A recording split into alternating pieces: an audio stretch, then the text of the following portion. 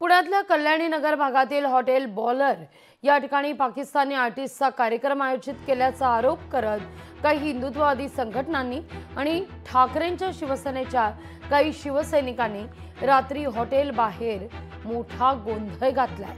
पोलिसांनी दिलेल्या माहितीनुसार इम्रान खान नावाचा आर्टिस्ट आहे। हा नेदरलँडमधला नागरिक असल्याचं कळतंय। सोशल मीडियावर खोट्या चर्चा सुरू होत्या आणि त्यात अनेकांनी बॉलर हॉटेलवर आंदोलन सुद्धा केले। मात्र पोलिसांनी दिलेली माहिती आणि त्या माहितीच्या आधारे संबंधित आंदोलकांना रात्रीच पोलिसांनी ताब्यात घेतलंय। तसंच या बॉलर हॉटेलमध्ये भारत पाकिस्तान सामन्याचं स्क्रीनिंगही दाखवण्यात येत होतं।